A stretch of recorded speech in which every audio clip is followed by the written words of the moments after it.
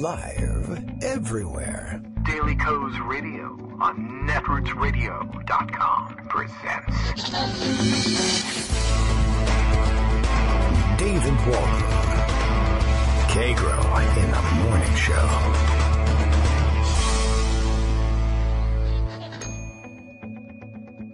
Now, here's David Waldman. Hey, good morning, everybody. How you doing? It is Tuesday, August 29th, 2017, and we're going to perform a little on-air analysis of what's going on with our sound, it looks like. Sounds like it's a little echoey, even with the music today, which is really interesting. We'll have to try, perhaps off the air, rebuilding things from the ground up sometime after today's show. My voice is okay, you say? All right, well, that's all that matters, really. I feel like Donald Trump today. We might as well just insist on nothing on the air but me today, and more of it. That will probably indicate that we'll get a little bit of an echoey sound if we are able to wrangle any participation in the show today, say by Armando or others via Skype. But nothing scheduled, and I'm willing to risk it all for just a little bit more input from others. It's always worth doing. Thanks to Greg and Armando for helping us get us through the first Monday with the kids back in school here at Kagro in the Morning World Headquarters.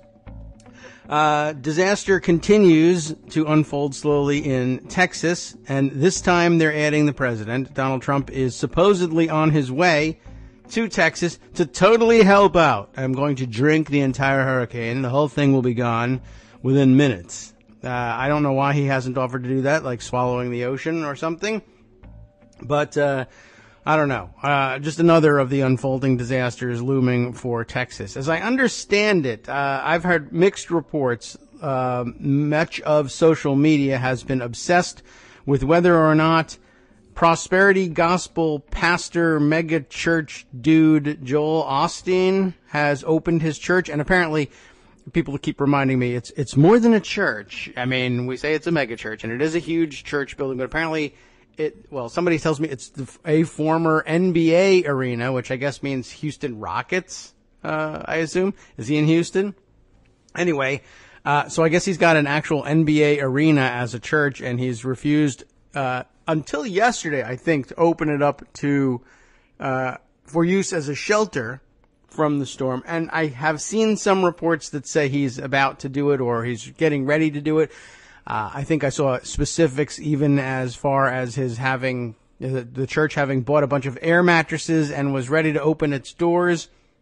There was some hedging about whether or not they thought they were eventually going to be in flood trouble there and whether the whole thing was counterproductive. I could see them saying, well, we've rigged this whole thing up with microphones and cameras. It's a TV studio, and the idea of opening it up to flood victims to have it torn apart seems a little troubling. A lot of investment could be lost there, but I mean, you're a church, so you're supposed to be able to handle those things, and it's supposed to be your first priority. Lots of criticism, and I think well placed, but I think I had seen news that they've shifted course, and it was just taking the rest of the internet time to catch up with that course. And the criticism will be floating around for quite some time. In addition, because he's a prosperity gospel preacher, and they deserve a lot of criticism. Anyway, I thought that was kind of an interesting side story to the whole hurricane thing, and the fact that the president is on his way there. That also a source of some controversy. Of course, it's always difficult when a president makes his way to a disaster zone. It's supposed to be good for morale to have the president show up and promise that things will be done on behalf of the victims of the disaster. But of course, very few people believe that Donald Trump is going to be able to deliver on any sort of promises whatsoever. In addition to which, many people in the Houston area, it's a very diverse city and a very blue city, as it turns out, by way of voting, and I don't think he's super popular there. But I'm sure he has got his fans mixed in among the crowd. Let's see. Other interesting things about his trip to Texas is, of course, apparently he is being lauded in the New York Times for his virtual laser focus on the problems in Texas, the natural disaster occurring there, and how he's going to solve the problems for the people of Texas.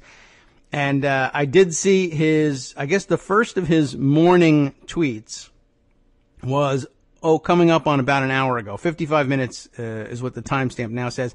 Just plain, leaving now for Texas.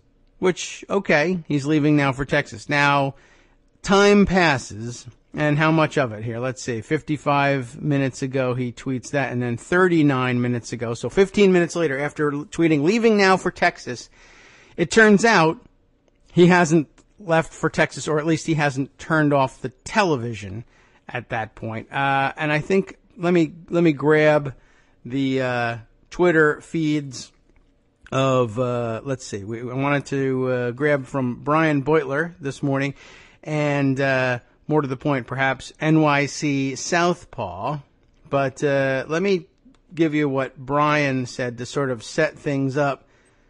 If I can scroll back. I didn't set this one aside. This was sort of happening in a few minutes before air. But if I can grab his tweet and then the link to the New York Times article he was talking about. Yes, he was tweeting about, as he says, you keep using that prefix. I do not think you know what it means. It does not mean what you think it means. And talking about re being the prefix and reclaim. The New York Times, I guess, reporting today in their headlines, Harvey, that is the hurricane, not the giant rabbit, gives Trump a chance to reclaim power to unify. Now, right, it might be arguable, as far as you're concerned, whether he ever had the power to unify. But then the prefix is used again in this passage. Hurricane Harvey was the rarest of disasters to strike during the Trump presidency, a maelstrom not of Mr. Trump's making, and one that offers him an opportunity to recapture some of the unifying power he has squandered in recent weeks.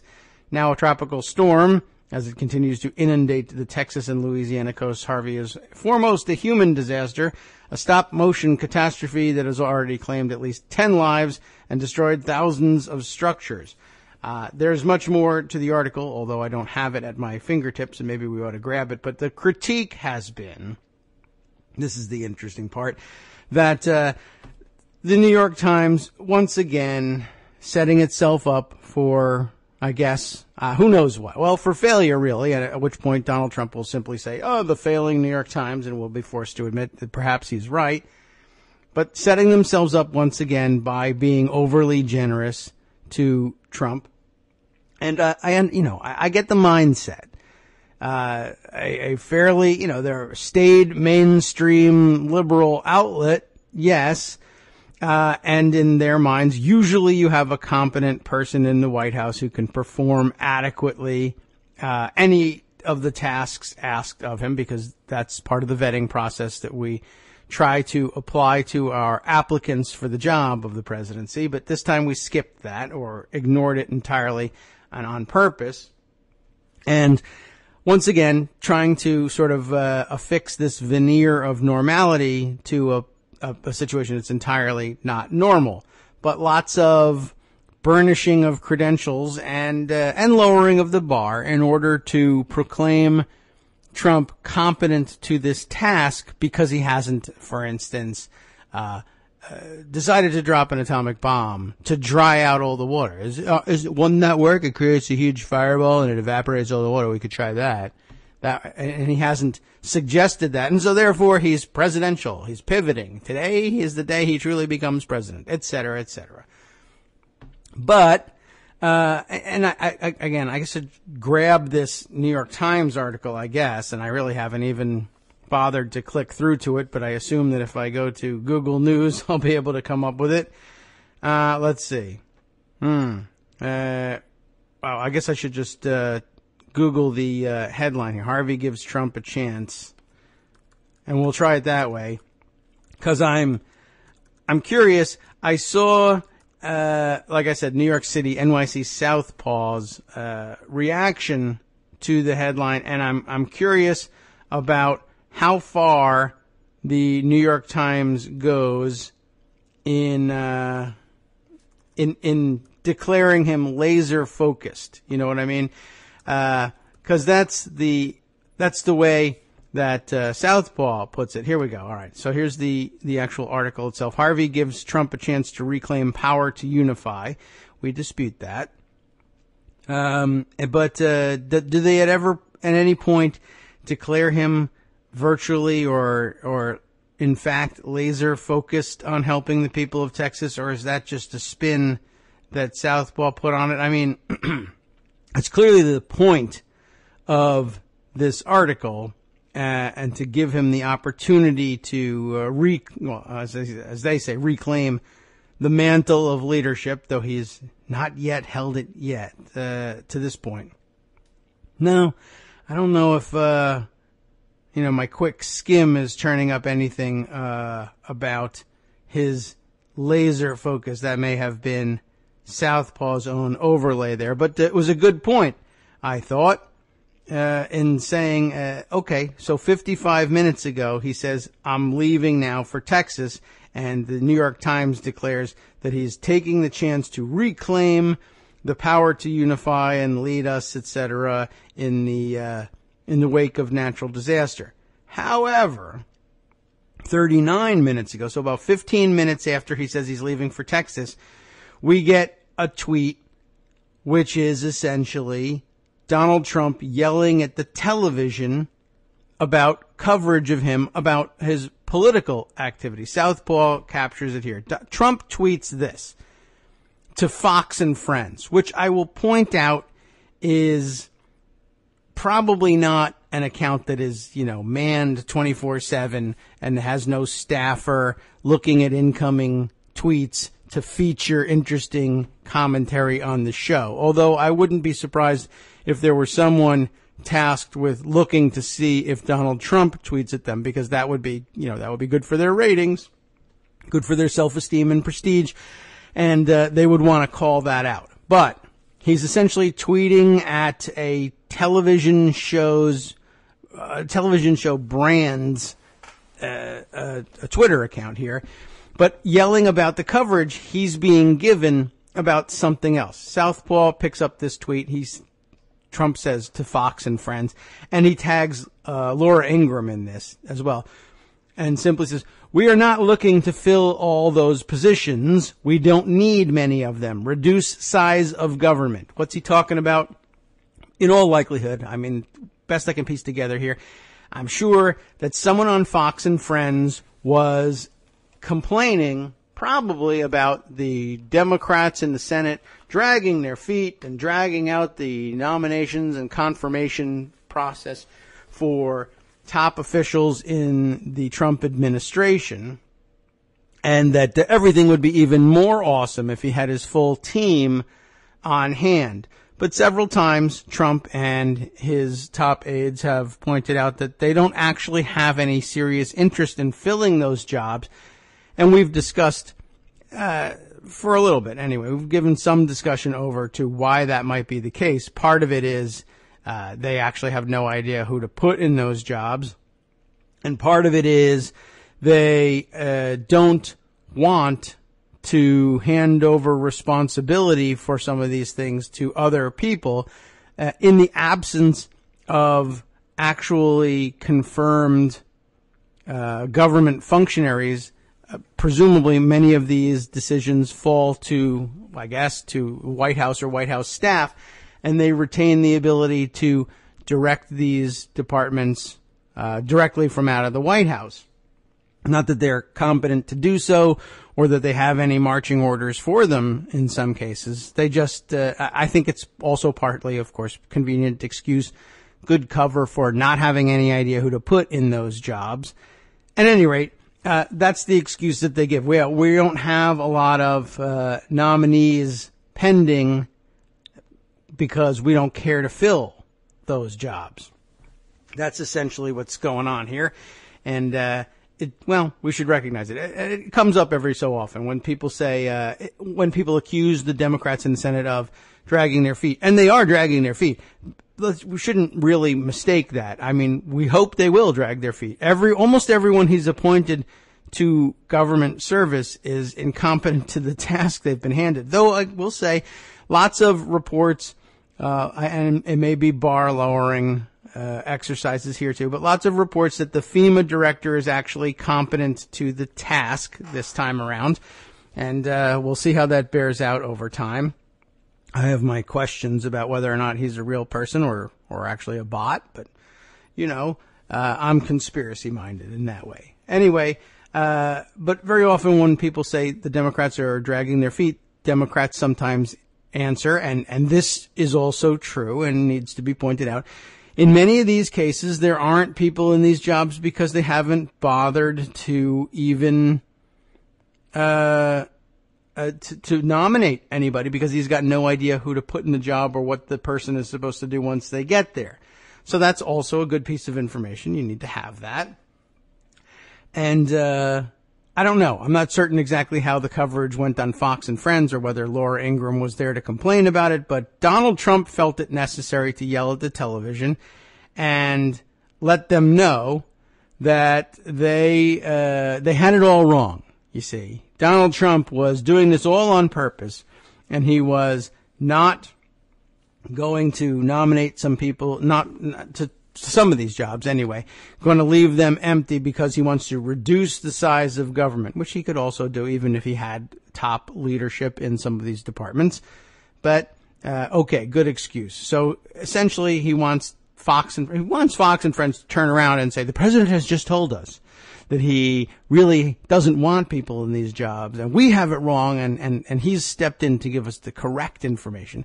I don't know whether that's ever worked for him via Twitter or not, but like I was saying, Southpaw points out quite correctly, in criticism of the New York Times take on what Trump is doing with respect to Texas. He says, would you call this laser focused on doing right by the people of Texas, or essentially an old man alone in his room talking to the television? New York Times. Take a look at what he's actually doing with his time.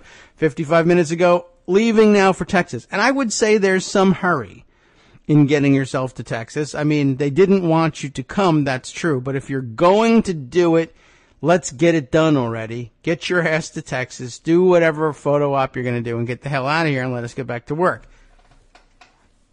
15 minutes goes by, and he's not on his way to Texas. He's still in front of the television, and he's just, I'm sure, it could have been in the limo or whatever, but I think I'm just now seeing him, boarding Air Force One, which means, that's about, is that a couple of minutes ago? 15 minutes ago, I guess, they were circulating a picture of him ready to board Air Force One, which means he was dawdling a bit, probably in their residence. Come on, sir, it's time to go. And Melania shouting at him, come on, let's go, they're waiting for you.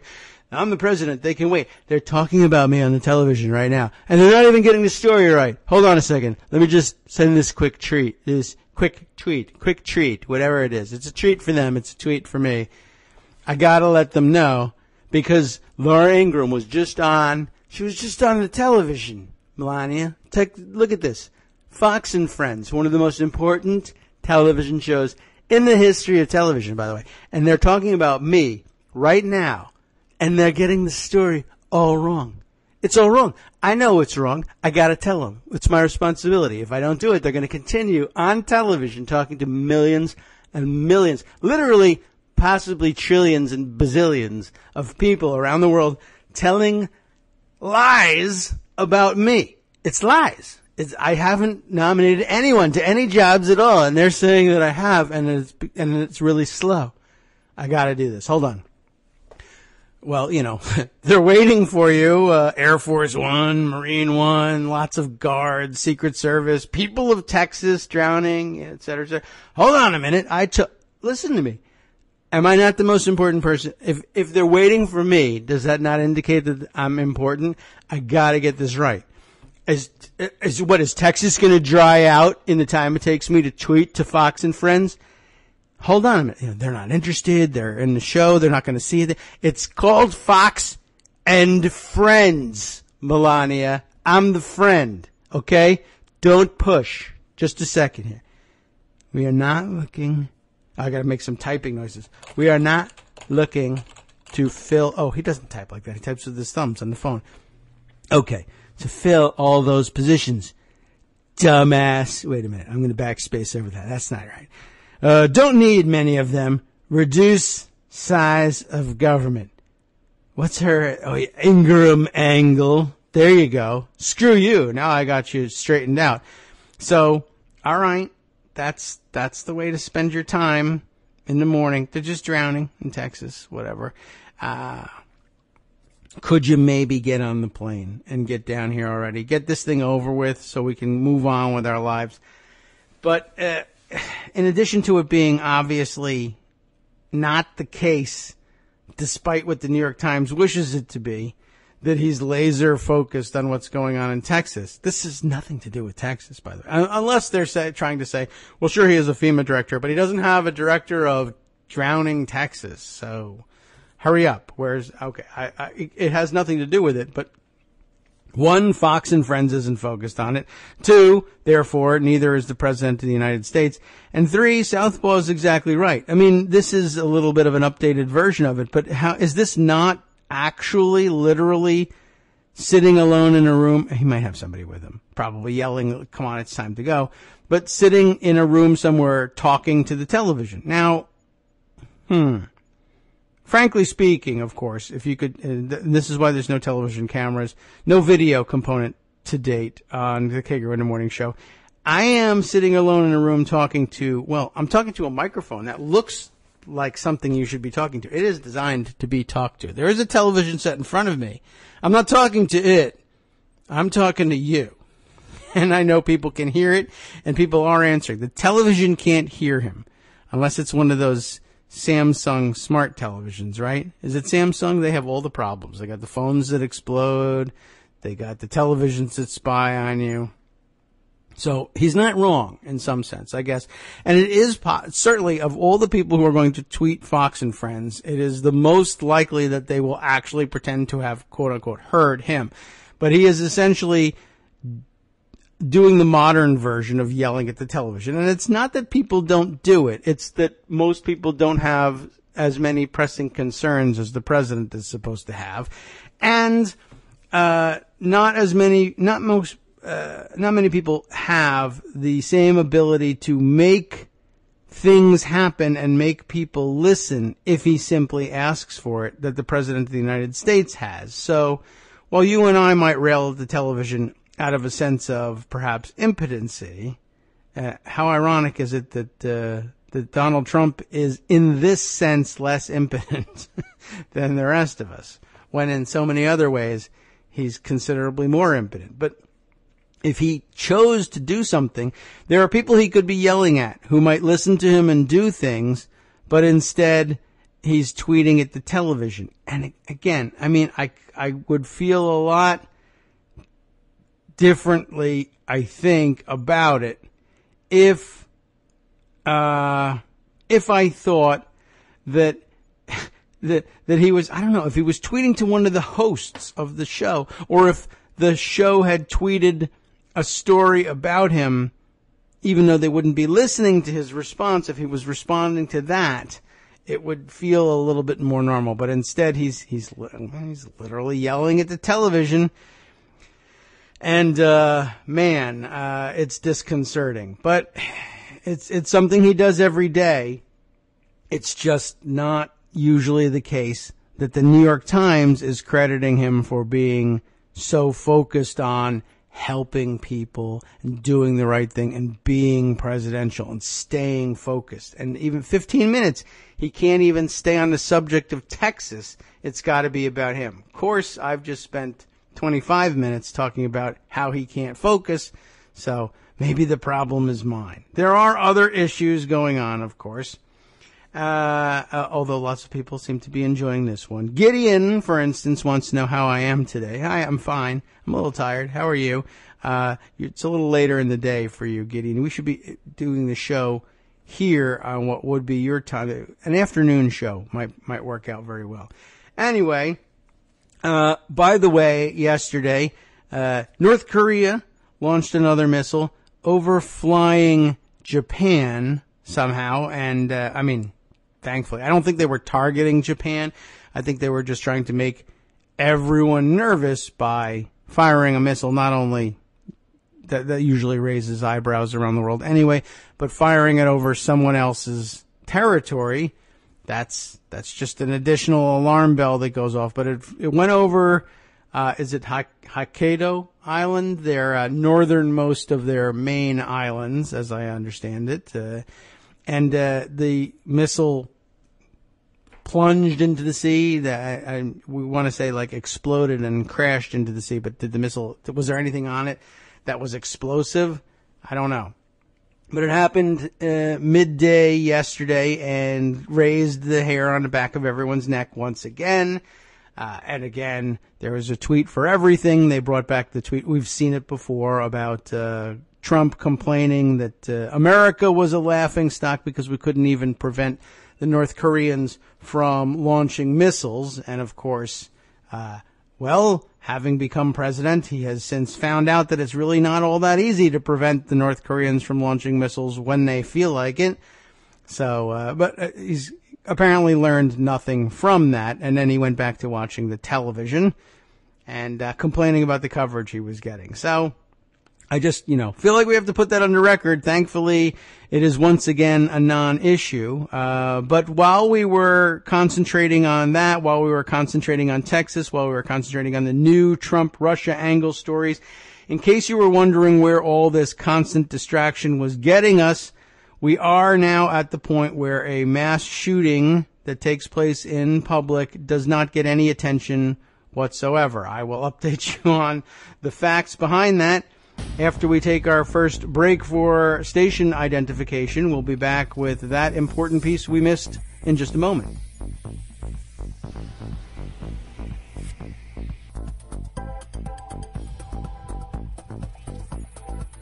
All right, we are back from our break. Thanks for listening. This is, of course, the Kagro in the Morning Show right here on Netroots Radio.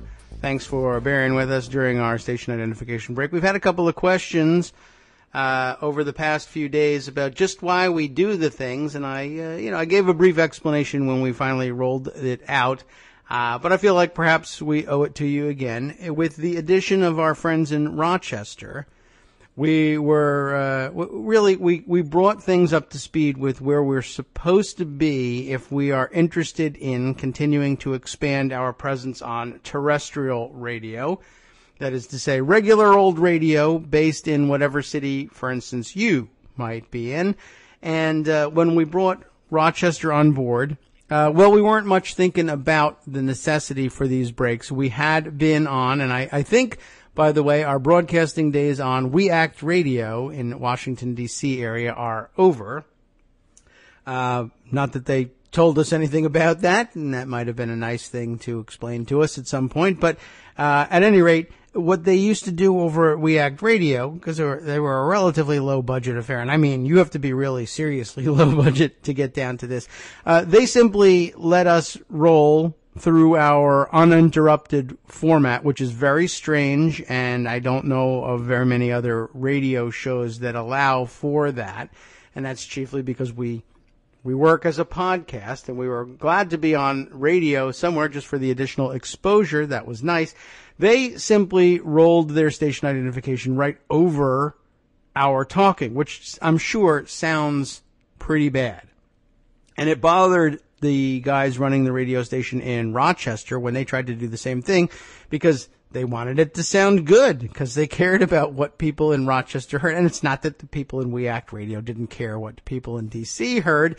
They just didn't want to get in our way. And Rochester was a little reluctant to do the same. But they really felt like, look, we could make this sound a little more professional. And to be honest, other radio stations in the future, if they were to pick up your show, they would demand the same thing. They would really want to hear that they were going to get some breaks, because you are required, as it turns out, by the FCC at least once an hour to identify what radio station you're listening to, which I think is a little bit of an odd holdover from the olden days when you couldn't tell exactly where you were based on the radio dial. But now that everything is digital, you're pretty sure down to the decimal place what you are tuned to. But it is nice once in a while to find out what is the name of this radio station in case something, I don't know, in case something horrible happens and you need to complain to them. I'm not really sure what the basis for doing it. But, if they're going to be broadcasting on the public airwaves, you should know who's doing it. That's the regulation, and it's not overbearing. But we thought, okay, that's true. Other radio stations will likewise want the same break. So we built it in. It's not that difficult to do. It does interrupt the flow of the show a little bit. But by way of explanation, Rochester really needed it in order to be in compliance with the FCC regulations. And I thought, well, as demands go, that's got to be pretty reasonable. They'll lose their license if they don't identify themselves, and it will continue to sound like a jumbled mess when they're working hard to sound professional if we don't make some change. So I figured they're working hard to sound like they're radio pros, and they are. I wasn't doing any additional work to sound like I was a radio pro, so why not brush up on it a little bit and build in some breaks for people who need it, and maybe it'll help us expand our base. I apologize for the interruptions, to be sure. I've just made it worse by spending 5 minutes explaining the interruptions, but I felt like I owed people that explanation.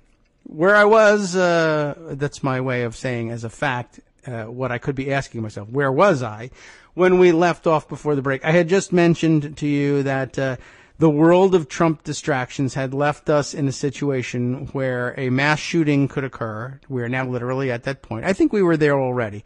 A mass shooting could occur, and most of the country simply doesn't notice. And I'm pretty attuned to gun issues, and I didn't notice. So it's not any failure on your part, I don't think. Steve Silberman brought this one to my attention. He's the first person I saw tweeting about it, and he put it just the way it ought to be put. My God, a mass shooting today in a public library in Clovis, New Mexico. Does it ring a bell? Has anybody heard anything about it? I hadn't. But it happened. Several killed and several more injured in Clovis library shooting. I've got this report here from KOB.com, KOB4, the local television affiliate. Those of you, I guess, in the Albuquerque, New Mexico area, probably recognizing it. Hopefully it won't have auto-playing video. 2 people killed, though, and 4 hospitalized in this library shooting. There's not much information about it other than the number of people who were killed and injured. It was, as we said, in Clovis, which is in southeast New Mexico. It was yesterday afternoon. And according to the report here, Clovis interim city manager Tom Phelps and Clovis Police Chief Douglas Ford confirmed the 2 deaths at the Clovis Carver Public Library. During a Monday evening press conference at City Hall, Ford said 2 females were killed. When do we switch over for calling women females? Is that, that's police jargon, I guess, but there's a whole actual popular culture argument to be had about that. But okay, I'll just lay this one at the feet of it being police jargon. 2 women killed, 2 other women and 2 men sustained undisclosed injuries. Tuesday morning, officials updated the condition of the surviving victims and said 1 victim remains in critical condition, 2 listed in serious condition, and 1 listed in satisfactory condition. So far, no identities or ages have been revealed. This is, understandably, a big blow to our community, Clovis Mayor David Lansford said. Our community places a high value on life and the sanctity of life. I think we all do. But okay, you're under stress. This is the thing you say as a politician, unless you're Donald Trump, you say something horrible. And each life that lives in this community is precious. He concludes, Clovis police officers received the call of an active shooter situation at the library around 4:13 p.m. yesterday. Ford said officers entered the library and made contact with the suspect, taking him into custody. First responders made sure no other shooters were on the premises, and then they tended to the victims. The suspect surrendered to police, Ford said. There were no shots fired at police officers. The library remains closed. The police are seeking warrants as the investigation continues. No indication at this point what prompted the shooting, although you'd have heard all about it if they had said anything in Arabic, as others have pointed out to me. And, of course, it's true. You can't talk in a library. That would have been top of the news. The city of Clovis live streamed Monday's news conference on its Facebook page. So if you are interested in seeing exactly how that press conference went down, you can take a look. What's amazing really about it, I've not viewed the video, but I can see the frozen frame here of the embedded video. like I said, we missed this story, and most of America missed this story. And the striking thing about this little bit of video here is, it's sort of the standard thing. The mayor and the police chief have a press conference, and the local officialdom is lined up behind them. But usually, of course, there's the enormous bank of microphones on the podium, and you very often, you might see this and you'd remark, probably the first time in the history of Clovis, New Mexico, that there's been so many microphones attached to this podium, right? But there's nothing here. This is the regular city council room. They have the microphones that are wired to the PA system right there in the room, and nothing else. There aren't cameras, there aren't microphones strapped or taped to the podium, flash bulbs going off. It doesn't look to be a particularly well-attended press conference, and I don't know whether that's, oh my God, there's so much else going on, or oh my God, this is like the 19th mass shooting today. How many of these things do you want me to? It's just, I can't lay the blame anywhere, any one place in particular, but you knew this day was coming, and I thought we might as well mark it, write it down in the calendar, I guess. Finally, August 29th, 2017, or 28th was yesterday. Nobody gives a crap about mass shootings anymore. Maybe enough people didn't get shot. Maybe it's New Mexico. I don't know. But I'm sure there are some people who would tell you, and not without justification, well, the only people that died are women, so we don't cover that. I don't know what drove this. And I imagine that all eyes were on Texas, and there's so much stress being created by the Trump administration, maladministration, that there's almost no time for this. And of course, we've also, we have become numb to some of this stuff. 2 people died and 4 others wounded. That's not a very mass shooting. Let's move on. And we probably should move on from this subject as well. It's depressing and sad, but needed to be noted, I think. Okay. Let's jump back to the Twitter timeline. That's my best record of what caught my attention. This is my Trump stream of consciousness television watching type morning, how to document what I saw today. I will also note for the record, something we also don't take much notice of nationally speaking, though I do my best to try to boost the profile of things like this. Time to reset the clock once again as another preschool age child dies from an accidental shooting. Bill caught this one because it happened in Maine, Scarborough, Maine, a 5-year-old girl. Unclear exactly how this one happened. I note it just to use the opportunity to let everybody know that this is the 95th child under the age of 15 to accidentally be shot to death in this country this year. And we're running hot this year.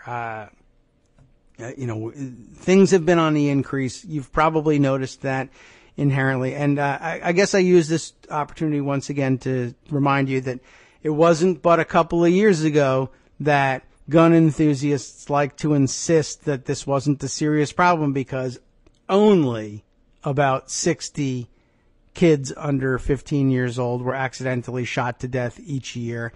And we've known that was undercounting by about 50% for some years now. And but remember the days when they used to tell you it was only about 60 in a year. It is 95 now, and we're not done with August yet. We are running at very near 3 times a week that a child under the age of 15 is accidentally shot to death. Remember how I'm counting these things. We're talking about finding a loaded gun at home and playing with it and having it go off, or having dad or anybody at this point, lots of people make this mistake, cleaning guns while they're still loaded and accidentally firing them.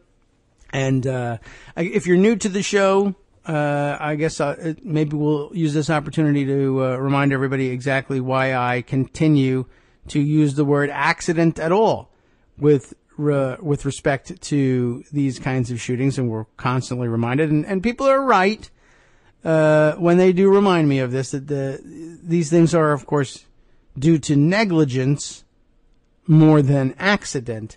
But I have a couple of things to say about that. Many of you are familiar with it. One, I believe accident is appropriately stupid sounding way to describe what's going on. It makes it sound like you weren't paying any goddamn attention to what was going on. And how could a gun just go off accidentally? Well, it can through negligence. That is true. But there are at least two very significant groups of people who are, I think, for the most part, diametrically opposed to their approaches to these stories, who nonetheless both insist that the story be described as involving negligence rather than an accident.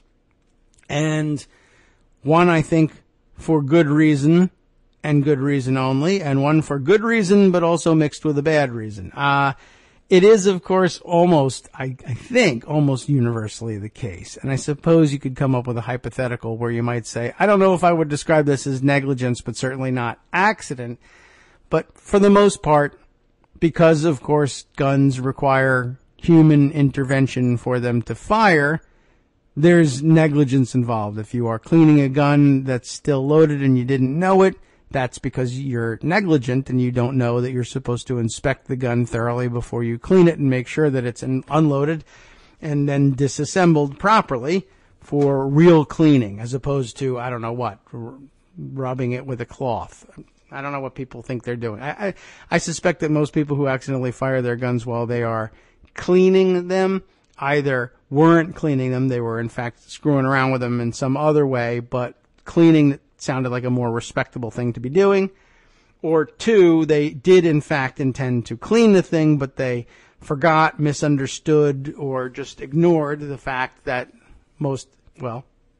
if they're dealing with semi-automatic weapons, a lot of them disassemble by, it's just bad design, I think. But they require that the trigger be pulled in order to disassemble the weapon. Of course, that's not an issue because, of course, the gun will be unloaded when you pull the trigger, right?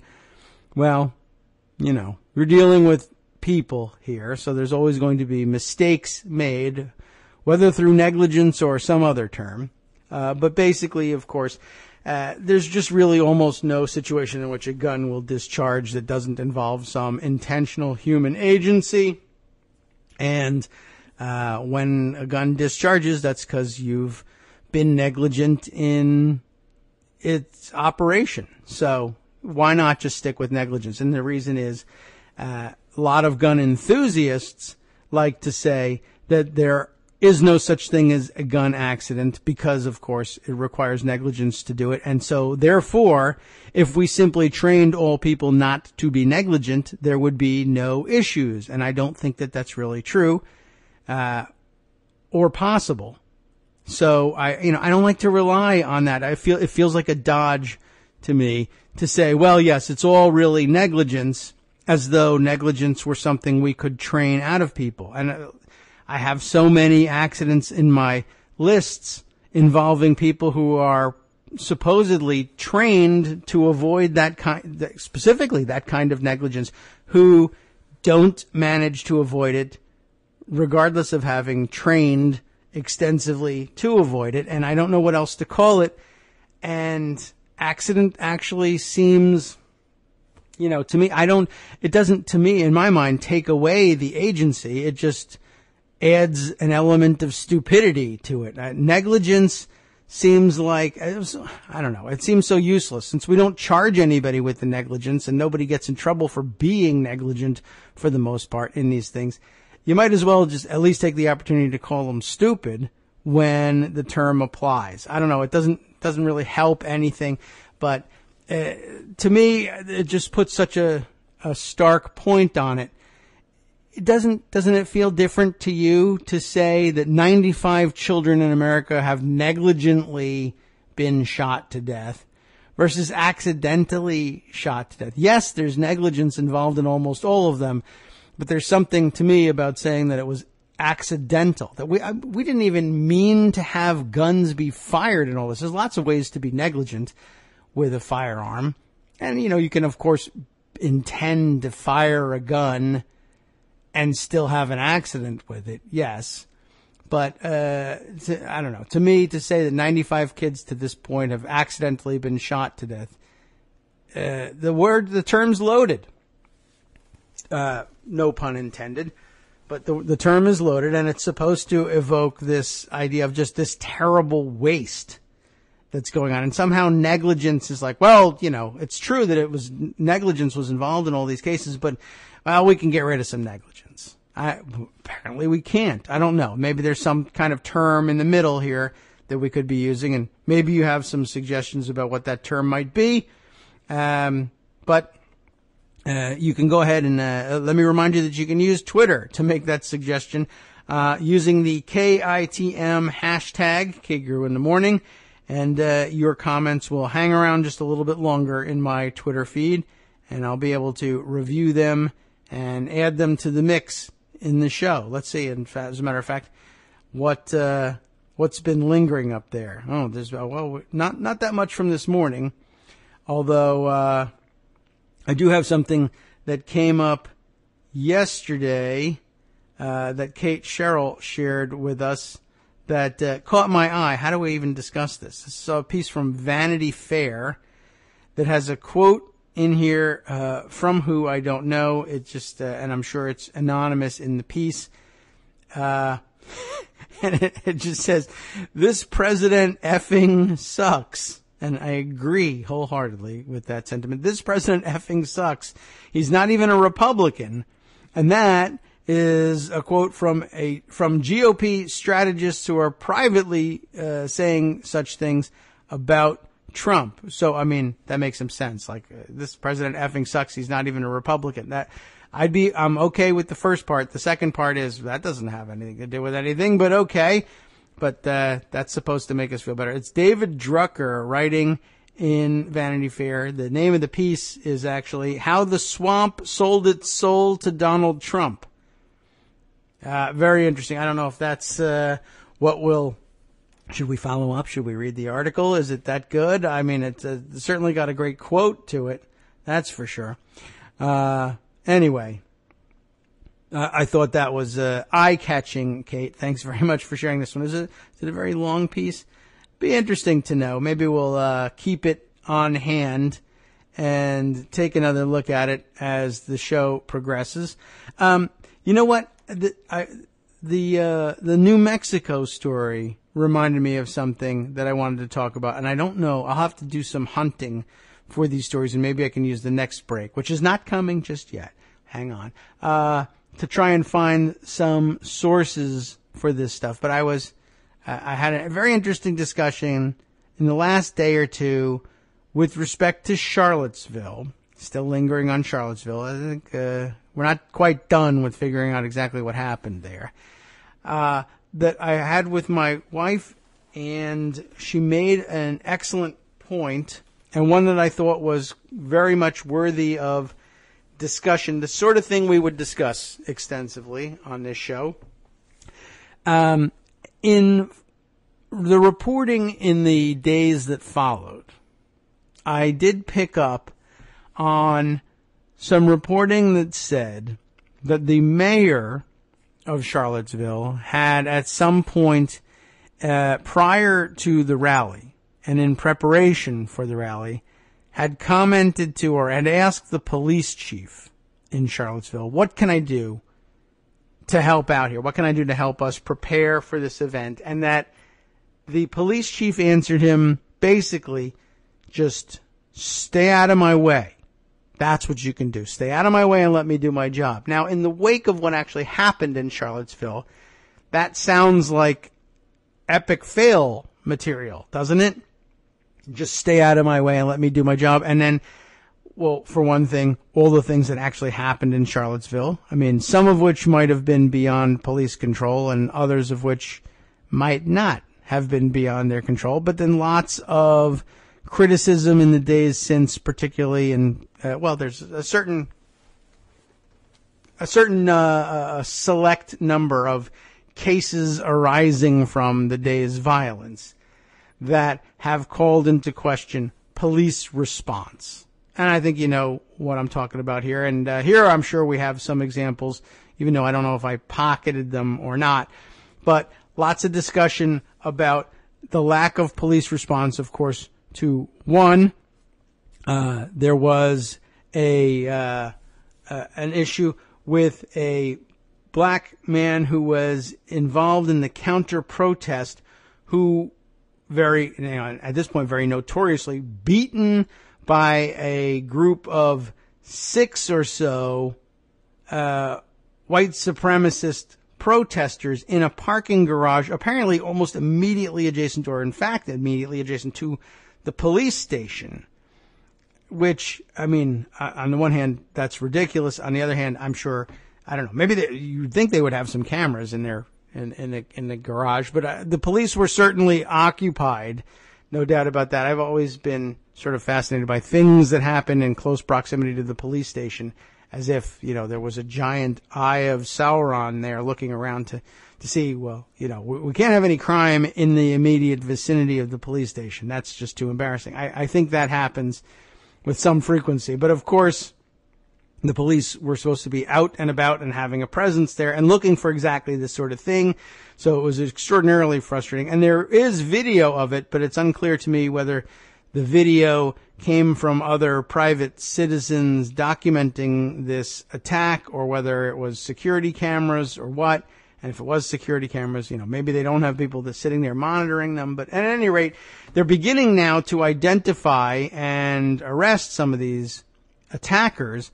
But of course, it has only happened largely because of pressure from the outside, and that would include activists like Sean King and others on Twitter and social media sharing the photos that they're able to isolate from this video of the attack. And the Charlottesville police weren't particularly aggressive at all in pursuing the case. They may actually have an explanation for it. I don't know.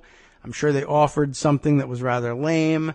But, when you have an infamous case like this and you're already scrambling to try to clean up the stain of having hosted a white supremacist Nazi rally, even despite that being against your will, you're already trying to clean off that stain on your reputation because it's just going to stick to the name, right? There's nothing you can do about that. You'd think you'd be interested in aggressively pursuing these attackers, but it's taken some outside pressure to push to get some of these arrests made. And thankfully, they're identifying them slowly and picking these people up and arresting them at home. And I guess they probably thought that they had gotten away with it and had no expectation that they would be tracked down. There's another related incident, and it wasn't even 100% clear that it was related until a few days after they reported all these. The beating in the parking lot, I think, got picked up day of. And I don't know. I feel like I've known about it since the day of the attack, or perhaps the day after. That's been lingering. But in the last day or two, we've seen the message amplified about a man caught on video during the march itself, turning and firing a pistol into a crowd of counter demonstrators. And once again, the police coming under criticism because they stood idly by when gunshots were being fired. Now, the police claim they didn't hear the gunshots. That is, in fact, physically possible. And you'd think certainly gunshots would have, perked them up a little bit. Hooray, gunshots. We're police. That's very exciting for them. You would think that they would have done something about that had they heard it. But it was caught on video. And then, of course, it turns out that the guy who actually fired the gun is the worst, most despicable kind of white supremacist, an open and notorious member of the Ku Klux Klan, who was not in his robes at the time, and he made a point of saying that he was attending the rally not in his role as Klan Imperial Wizard, but just a concerned citizen who decided to carry a gun during the protest. But I mentioned to you that the attacks were related, and this is sort of an interesting thing that they were related. Here's how they relate. And if I should have put these stories aside, I really didn't think I was going to be talking about these in particular, but the young man who was the victim of the beating in the in the parking garage was apparently singled out for the beating because he had attempted to protect from attack the man at whom the gun was fired by this Klan guy. And if you're looking for more context about all this stuff, if you take a look at the video, if you saw the video of the Klan guy turning and firing his gun, and there's lots to talk about how he fired the gun and the circumstances under which he did it.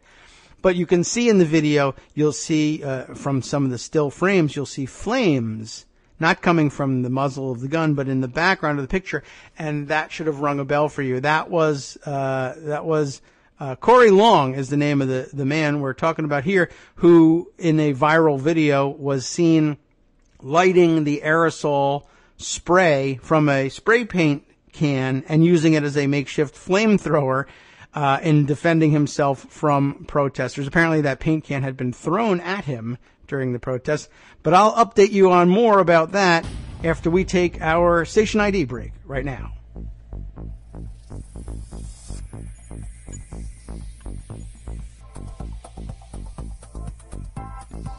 Welcome back now to the Kagro in the Morning Show here on Netroots Radio. Just wanted to take our top of the hour break for station identification. Thanks for waiting through with us. I know it came at kind of an awkward time here, but it gave me an opportunity to check into the news clippings here so I could make the correct identifications, hopefully, without too much more trouble. I mentioned to you that the two cases were related, and if you saw any of the video of the guy taking a pot shot into the crowd, it wasn't simply a pot shot into the crowd, and I identified it myself by seeing the flame in the corner of the frame here. And I said, oh, look, that's right there at the park where the white supremacist rally began. And that I saw that video. And everyone understands why it went viral. And I was glad to get the background of the story of how this guy came to be in possession of this makeshift flamethrower from some good reporting. I think I should see if I can dig up the original on this one. And I think it was The Root who was doing the reporting, the outlet doing the reporting on that one. One, identifying the guy, and two, telling the backstory of, because if you just picked up the video there, then you might have thought, well, that's very clever and all, and I hate Nazis, so that's good that you would do that to them, and that probably intimidated them for just a moment, just as they intimidated you for just a moment, and nobody really gets hurt here, and it's not a real flamethrower, but it's very clear that you improvised a device here that caught their attention and got the guy to back off. But what made you bring that with you? And why would you have a can of spray paint with you at a protest like that? That doesn't seem like the sort of piece of equipment that has productive, peaceful application at such a rally. And as it turns out, he didn't bring it with him. Somebody threw it at him. And so much the better. The extra points for improvisation there, for picking up what was thrown at you and turning it into a defensive weapon, although I'm sure most people consider that an offensive weapon if you just saw the picture. I know it was The Root that identified him, and they did do some reporting on this, but I can't come up with the original all that easily about how he came to be in possession of this. But I will say, I was glad to have that reporting available, and I guess I'm accepting their word for it about how that thing came into possession. But I'll tell you that if you search around, you will find stories like this one.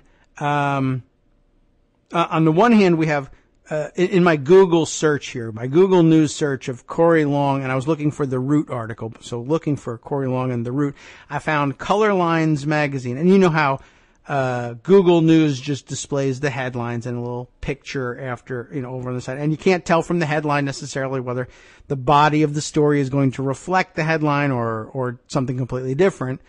But right in immediate juxtaposition here are the Color Lines magazine, which has the headline, same picture, the one we saw that famously, the still photo of Corey Long, the things flaming, shooting flames at the white supremacist guy, a rather, kind of a doughy looking dude on the steps leading out of the park, carrying a Confederate battle flag and, waving it menacingly, it looks like, at Corey. Maybe he was trying to stick him with the end of the flagpole, or I don't know what. Anyway, so Color Lines magazine says, Charlottesville resident in viral flame-throwing photo. And in a quote from him, from Corey, the cops were protecting the Nazis. That was the August 15th headline from Color Lines magazine. Immediately following that in my display, in my Google News search, is a Philly.com headline of August 16th that says, in Charlottesville, some in the left, it should be really on the left, but some in the left came armed too, and showing the same picture, as though to suggest that Corey Long came to the rally with an aerosol can that he planned on lighting on fire and shooting at people with it. And of course, let me take a look at that one. That's really an interesting thing. This is a little bit of a diversion from where I was going with the Charlottesville story, but that's okay. It's like reading the news together. We're just having a discussion here. That's what we do on the show. Chris Mondich, I don't know how he pronounces it, Mondics, a staff writer at Philly News. So that's, let's see. The Philly.com, I guess, it says here, the Inquirer and Daily News, two separate publications. It happens very often in some of these cities where there's multiple publications and they pool their resources on a website for whatever reason. I don't know if they have to have the same ownership. It happens. People who are familiar with the situation in Philly can let me know. And let me know what you think of this. Who is this Chris Mondix guy? Say what you will about President Trump's initial reactions to the violence in Charlottesville, Virginia, and whether he was sufficiently harsh in his assessment of the neo-Nazis, Ku Klux Klansmen, and other members of the, quote, alt-right there. Some of the counter-demonstrators also appeared to be looking for a fight, and some were heavily armed. The alt-right marchers included a unit of semi-automatic rifle-toting men, and one apparent Nazi sympathizer drove a car into a crowd of counter-demonstrators, killing a 32-year-old woman and gravely injuring others. Most of the counter-demonstrators were peaceful, but some showed up with semi-automatics of their own. Is that right? It's linked. I am curious about that, and this one links to the New York Times piece, Who Were the Counter-Protesters in Charlottesville?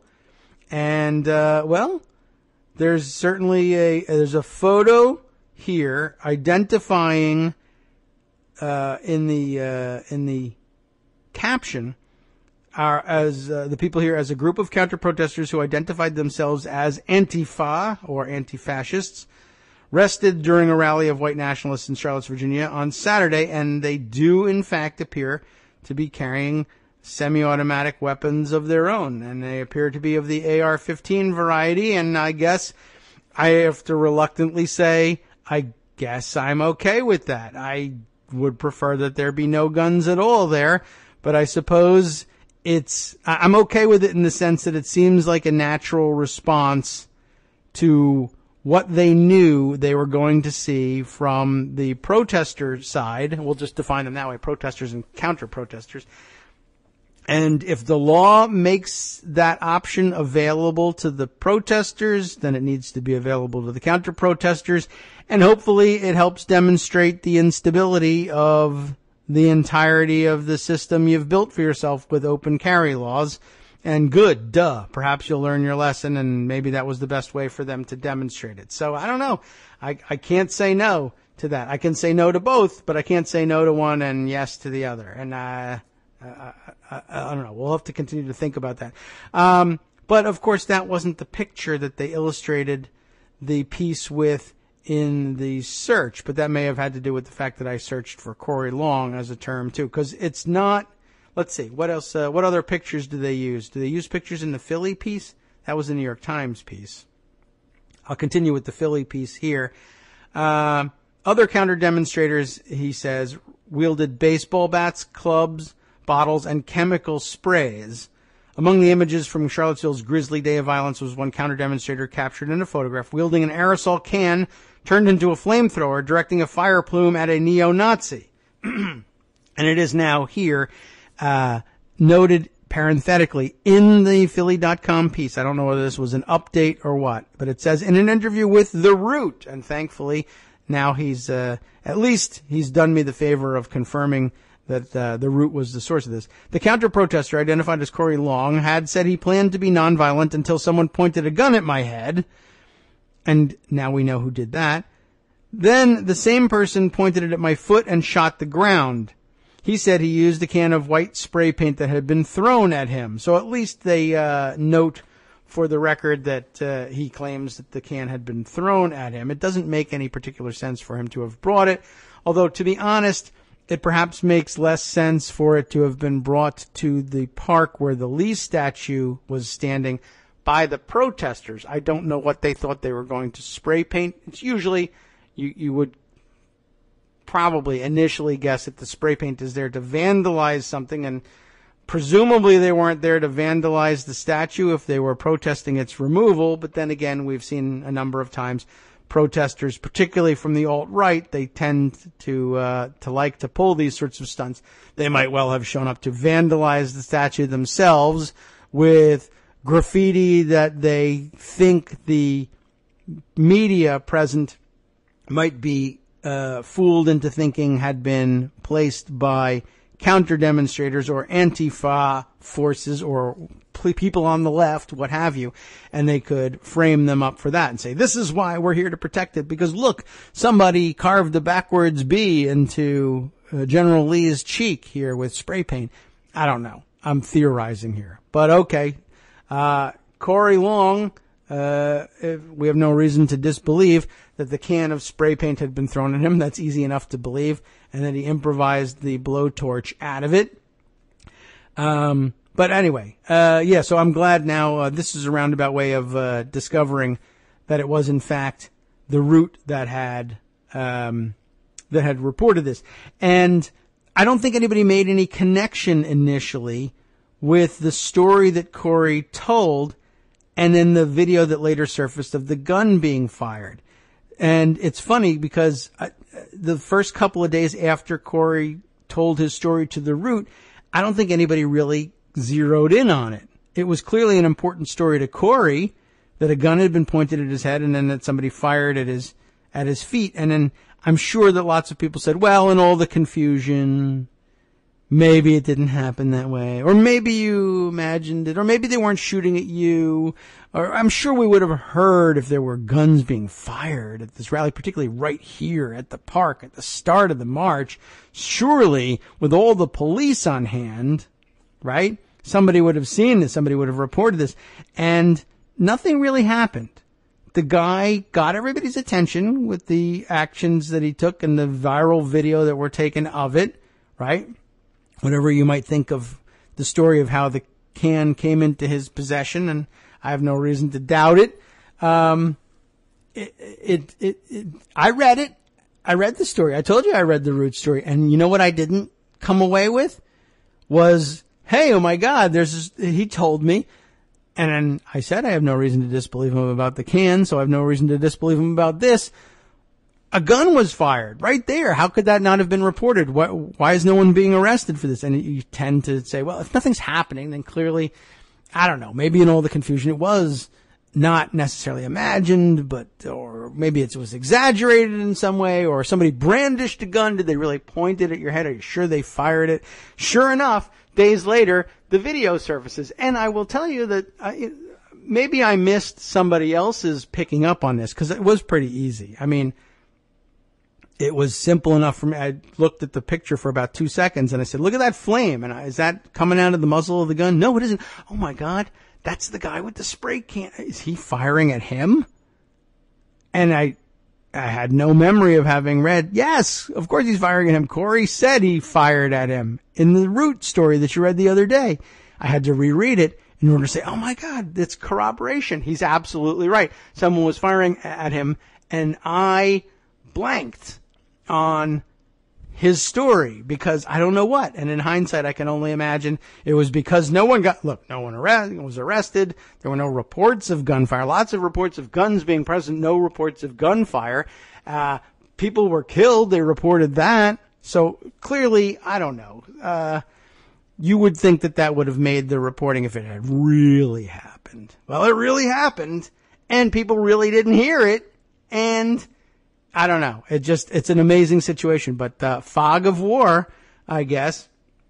Anyway, I told you that the two stories on which people are focusing in terms of the arresting people for the violence were related. It turns out that the young man who was attacked, and I still haven't come up with the story there, and so I don't have his name at my fingertips, even though it's been mentioned nationally for days now. Because it was such an important story. But he says that he was singled out for attack in the parking lot because he defended, I don't think they knew each other necessarily, but he apparently saw someone try to spear Corey Long. I don't know whether he knew it was Corey Long or whether they knew each other or not, with a flagpole, which is, of course, what it looks like the guy he's firing the flame at might have been trying to do. But I don't know whether it was him or somebody else. He intervenes and slaps away this flagpole and then goes on his way to mind his own business and counter protest elsewhere.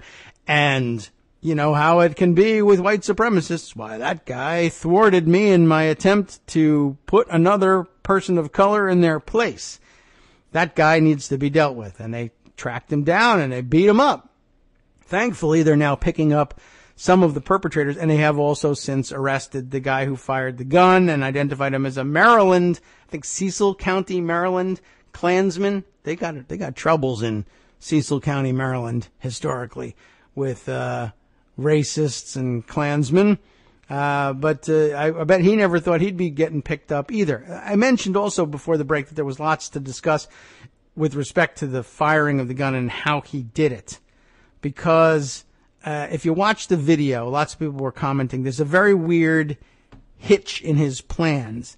And of course, the fact that he opts to fire at all is amazing and a huge hole in the narrative of the responsible gun owner. But I don't think that, well, I hope most mainstream gun owners, and if there is such a thing anymore, would tell you, well, you know, we weren't talking about armed Klansmen marching in the streets, but unfortunately, more and more, the case is that the people becoming more and more the typical gun owner these days might disagree. Oh, yeah, I absolutely am talking about Klansmen marching in the street. That's exactly who I mean as a responsible gun owner. I'm a racist and happy to say so. But I don't know. They don't get much time on NRA TV with that. They like to pretend they're very diverse at the NRA. I don't know why. But at any rate, they'll come around on that eventually and become white supremacist as well as they begin to lose membership to more radical organizations, I think. Anyway, it's a huge hole in the responsible gun owner story. He turns and he sees Corey Long successfully defending himself against another white supremacist. And again, now he's angered to the point of time to fire a gun. And as Corey said, he pointed it at my head. And he did, and you can see it in the video. He turns, I guess he must have seen the flamethrower situation going on out of the corner of his eye. And he's outraged because a person of color is getting the better of a white supremacist, and he's going to do something about it. And he's got a gun, and by God, now it's really super easy to do something about it. Maybe even kill the guy, and that'll teach him.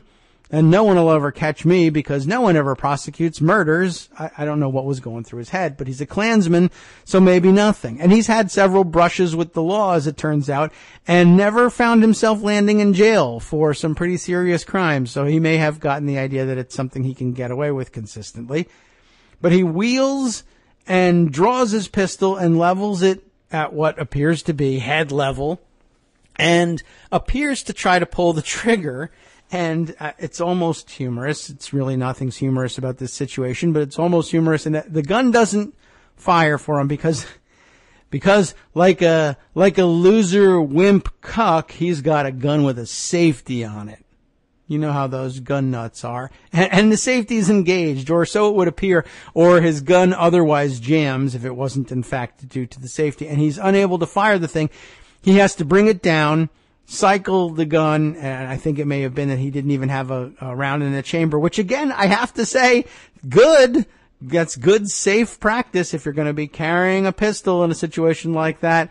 Most safety experts say that you ought to carry it without a round chambered in order to reduce the chances of accidental discharge, though certainly lots of gun enthusiasts, and many among those I would imagine who lean towards sympathy with the Ku Klux Klan, would probably say, yeah, you got to carry it in condition 0 with the hammer cocked and a round chambered ready to go, because you never know when fractions of a second may count in defending your life or firing into a crowd of people who are perhaps maybe sort of almost thinking about endangering somebody else's life. But again, all sorts of reasons why the gun should never have been fired there, even if you think there was really a life-threatening situation going on over there. The idea of being able to pick off the bad guy in a crowd is always a bad one. We've discussed that in the gun fail situation and the darkened theater situation lots on this show. The idea that he was going to be able to pick the guy off in the crowd, or that even if it had been called for, which it wasn't, is pretty slim. And here's a pretty good illustration of it. He pulls the gun and can't get the thing fired, has to cycle it, and it is only because he has to do that, disengage the safety, if that is in fact what the problem was, and chamber around by racking the slide because it's a semi-automatic pistol, and then that brief fraction of a second, for one thing, not so bad, and he probably could have defended himself against most threats with good training. He was pretty quick as it was, but that fraction of a second was the time necessary for him, a Klansman, an Imperial Wizard in the Ku Klux Klan, in the middle of what very well might have turned into a outright riot then and there, had the presence of mind in that split second to say, a headshot might not be the right choice here. Now, it was also the wrong choice to fire at his feet. Any number of things could have gone wrong, but I'm glad that he made at least that decision. But again, the quick, easy access to the gun made disaster, tragedy, disaster, murder possible in a way that, let's say, a swimming pool, a ladder, or even a baseball bat simply wouldn't. And in the second or so that it took him to realize what was going on with his gun, he at least had the minimal brain stem function level thought to say, maybe I'll fire at his feet, to show him I really mean business. That too is a bad decision, but he does it. And then he, of course, spins around and makes off, because the second thought he has is, this might not be something you're really allowed to get away with. There are a lot of cops around here. They don't seem to be moving toward me, but maybe I ought to make tracks because I'm so brave and I'm right and I'm a patriot and I did the right thing and I'm so sure of myself, and God himself would have told me to take this shot. He even wanted me to take the headshot, but, whatever. For some reason, undisclosed reason, I changed my mind. But it's just sort of interesting, even in the flash of just a few seconds. And we're talking about a demented idiot doing the firing here. Still, inside of a fraction of a second to a few seconds, he goes from random murderous rage to maybe I still have to do something. I'm just going to show my mean business by firing a gun, to, oh my gosh, I really shouldn't have done that. I got to get the hell out of here. Yeah, I don't know. To me, that's like America in a fraction of a second. America and its gun issues encapsulated in one brief instance. Anyway, that too was not what I meant to talk about with respect to Charlottesville. And I'll get to that. I told you I was discussing the whole thing with my wife and discussing the lack of police response, or the perceived lack of police response, or proper police response. And then the stories begin to break about the mayor saying, what can I do to help get ready for this thing? Because this is going to be a major situation and it's going to affect Charlottesville. Charlottesville is going to mean something different if we screw this up. What can I do to help? And the police chief says, nothing. Stay out of my way. And that's kind of all I heard about it. And so my wife was saying, I heard those stories too. And then I got to reading and listening to the radio a little bit more. And it turns out there was a little more context to it. And she told me, and I'll find some sources to see if we can corroborate some of this. But my wife told me, so I'm obligated to believe this. I feel like I want to believe this. But the greater context appeared to be, one, first of all, I guess we should mention somewhere along the line that I believe I read that the chief of police in Charlottesville is a person of color. So that lends some slightly different thought process to me off the bat, which is, of course, prejudicial and wrong. But I would at least be able to say, okay, well, he wouldn't, I don't think, immediately be under suspicion of directing that police response be kept to a minimum because he himself is pro-white supremacy. I mean, I guess it's still theoretically possible, or you could be suffering under some delusion that certain people of color are okay if they knuckle under quickly enough to white supremacy, that they will be spared in the first round of lynchings. I don't know. Like, I don't know what's going on in David Clark's head, but he clearly thinks he's immune to all this, and he probably isn't. But I don't think that's the case. I have some more theories about this, but then it turns out, so the greater context in all this was that the police chief didn't just say, stay out of my way. But it was more like, well, there's not a whole lot that you're going to be able to do in advance as the mayor. You need to let the police do their job. I think I've got what I want to be the Charlottesville Police Department's approach to this to be, and it may well be that as a person of color, he thought there's been such widespread negative press about how quickly and how hard police have come down on protesters or counter-protesters who are communities of color, and who are, in fact, communities of color. The communities themselves show up for these things. That he thought, well, I'm going to do it differently. As a person of color, I want there to be restraint. I want police to lay off. Now, it doesn't necessarily mean that I meant protect the Nazis. And some of that purpose may have been misinterpreted by certain individual members of the police department. That's always true. But the point was that there was a greater context to it, and that the police chief hadn't been quite so abrupt and quite so brusque and dismissive of the mayor, but that he wasn't particularly receptive to what the mayor had to say, and that there was more context even still to that. As it turns out, good nuance for our show, right? The governmental structure of Charlottesville comes into this thing. It's not a northeastern city structure, as we are sometimes used to thinking of it. It's not, of course, exclusive to the Northeast, but it's not a strong mayor situation. That is, the mayor is more of a figurehead in Charlottesville, and Charlottesville is actually run by the city council and a city manager to whom the chief of police is most directly responsible. The mayor is sort of the ceremonial figurehead in all of this. Of course, he's worried about the reputation of Charlottesville, and he's properly involving himself in preparations for an event of this nature. But the truth is that the police chief reports directly to the city council and the city manager in all of this, and it would probably be best if the mayor, who doesn't have a great deal to say about how policing is done in the community, stays out of the way. It would really give him more flexibility to run things, and to bring him into the emergency center might not be the best thing. We'll talk more about it after one more break.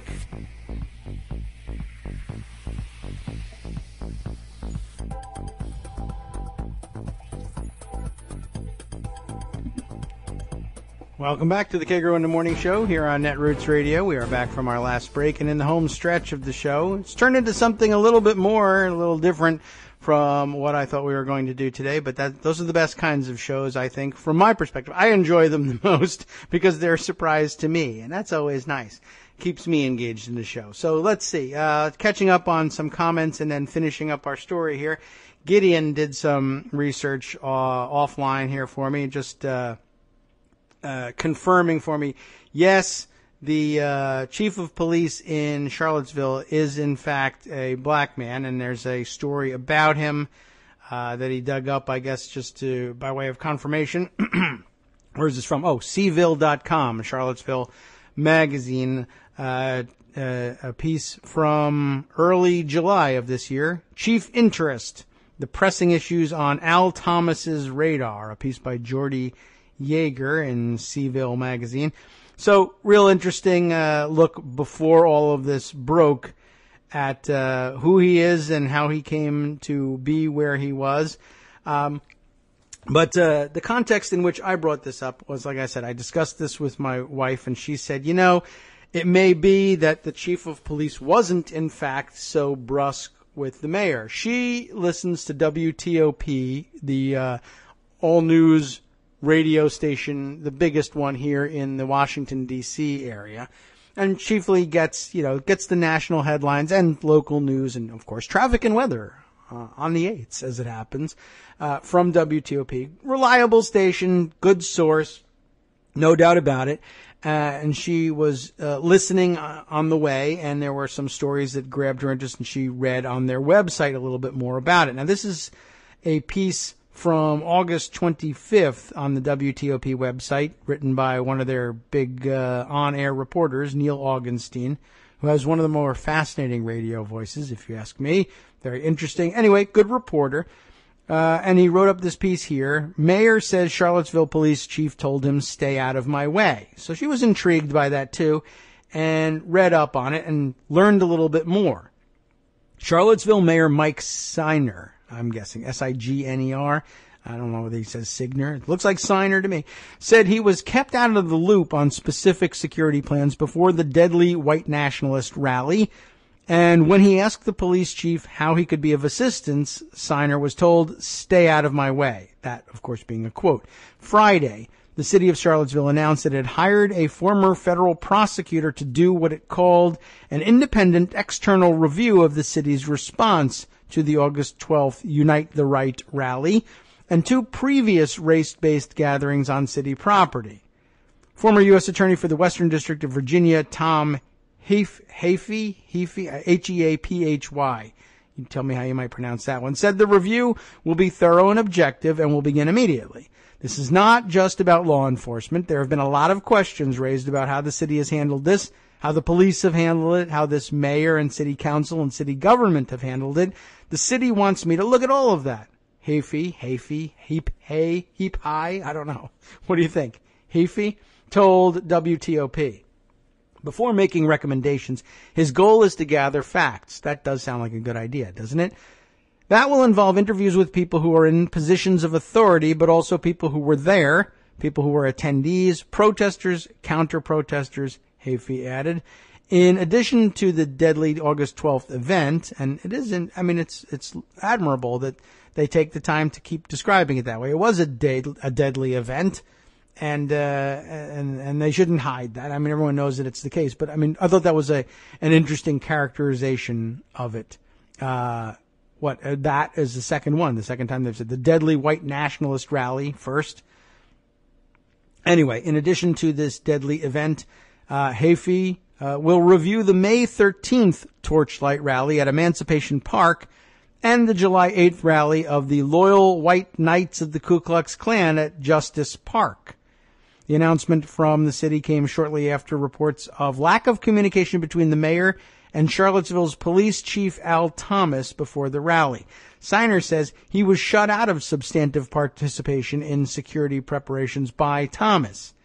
Instead, Signer was briefed by Virginia Governor Terry McAuliffe before the August 12th violence about concerns held by Virginia State Police, I should say, according to the Richmond Times-Dispatch. In a Facebook post Thursday, Signer said, our traumatized community is mourning, grieving, and grappling for a way forward after the terrorist attack.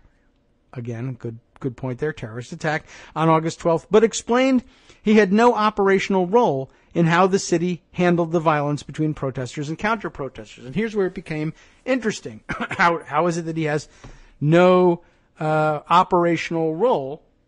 He's the mayor of the city, and not all cities organize their governments the same way.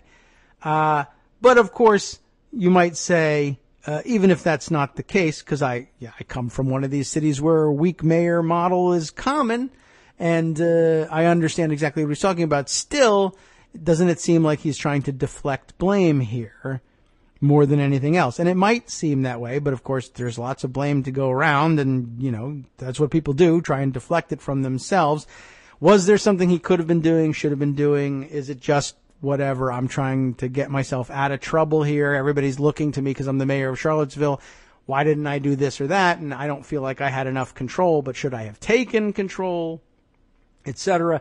It seems like a natural thing to do to try to deflect blame, true, but also, even if he doesn't have a formal role in it, still, he's the guy that people are going to be turning to, right? WTOP might know, because they're not exactly local, but they've reported on events in Charlottesville before. And the weak mayor thing is not uncommon in larger cities in Virginia. Surely they'd be familiar with it. Or is it just one of those off-the-radar things you're only reminded of every once in a while when something comes up about it? Or did they not know at all? And it's not just WTOP, though. The rest of the country, right? Something like this happens in Charlottesville. Get me an interview with the mayor. Do you think assignment desk editors say, oh my God, did you see what happened in Charlottesville? Get me an interview with the mayor. Wait a minute. Hold on a second. I wonder if it's a weak mayor structure of the government there. Let me check with Wikipedia and get back to you and see about who we should be talking to about this. I mean, it may happen after the reporter goes there and the mayor says, man, I don't know anything. How could you not know anything? You're the mayor of the city. Do you know anything about the weak mayor structure of government? Let me explain. I'll give you a quick civics lessons on this. And it just ends up sounding like, are you saying you're a weak mayor? And that's the story they run with. Very rarely will you see national or local newspaper. Certainly, maybe if it's a local newspaper, local to Charlottesville, they might explain it. They might not have to. But there aren't going to be a lot of newspapers or radio shows, let's say, that give any time to what is the weak mayor system and what does that mean and where do they have such things and is it really possible that the mayor of Charlottesville had no role in all of this? We'll continue with the WTOP story here. Just now that I've sort of set the table for what we were talking about here, that basically the whole world is looking for comment on Charlottesville from the mayor of Charlottesville. They're not interested in the fact that he's a part of a governmental system that gives the mayor only figurehead duties. They're calling him anyway, right? So, of course, he's going to try and deflect some blame, and of course, he's going to try and say, it's not the city of Charlottesville or me that's at fault. So Charlottesville's still a wonderful place. Please come here. Please come to school here. Please spend your money here. Please feel safe here. He's got that role. He still has to answer for this stuff, even though he wasn't given an operational role by anyone, including the police chief, in these events. So here's the situation. After receiving criticism and praise for his response to threats posed by crowded protesters in a city setting, Signer said the existing city manager form of government, quote, would probably surprise anyone learning about it for the first time, or learning for the first time about this form of government.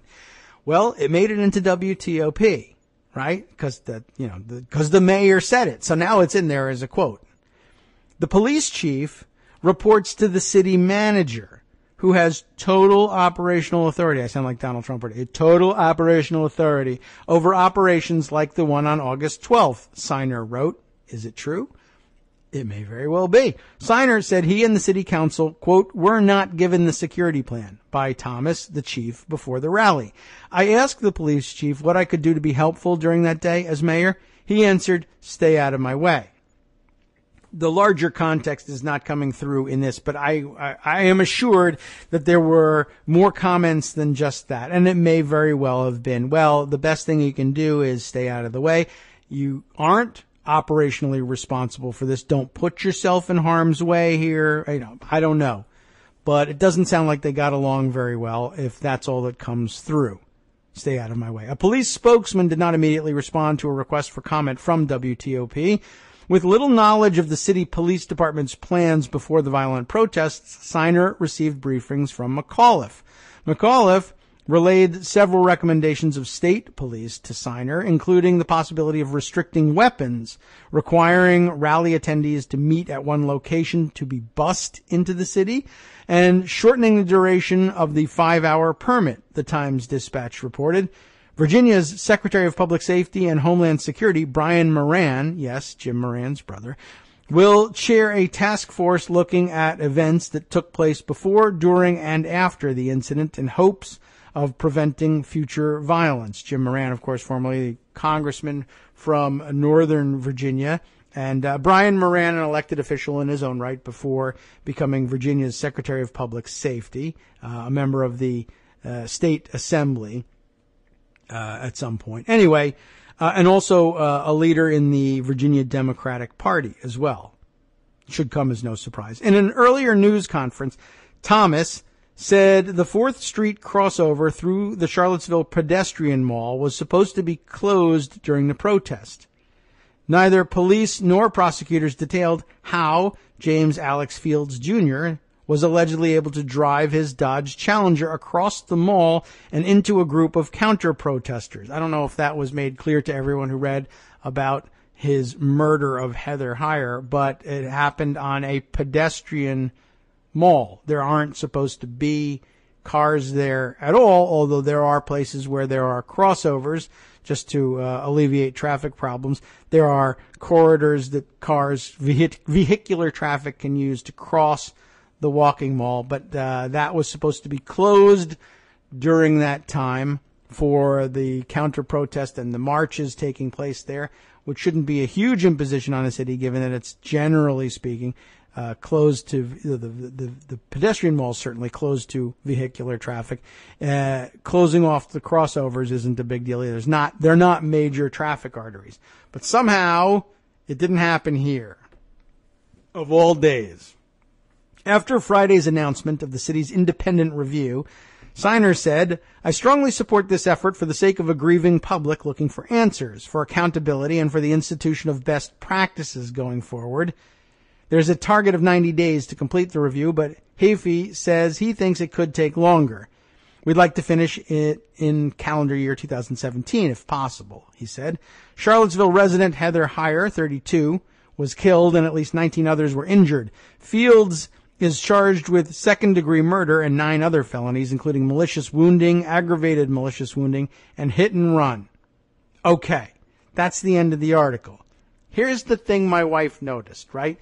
This clarifies a lot. It gets to the point of, hey, maybe you don't know that much about how we structured our government here, but it's not weak mayor form that they refer to it here, although that's a pretty good name for it. But what did they call it? City manager model. Why do they call it the city manager model? Because, as they pointed out, the police chief is responsible and reports directly to the city manager. And, of course, there's the city council that wields lots of power. And the mayor, I think, in this system, I don't know whether in Charlottesville the mayor is directly elected. I guess so. There's variants of this system in which the mayor is simply a member, an elected member of the city council, but that the mayoralty, the mayorship rotates sometimes in some of these cities among the members of the city council, or you become chair of the city council and you are effectively the mayor or whatever. But there's also the city manager, a full-time professional job,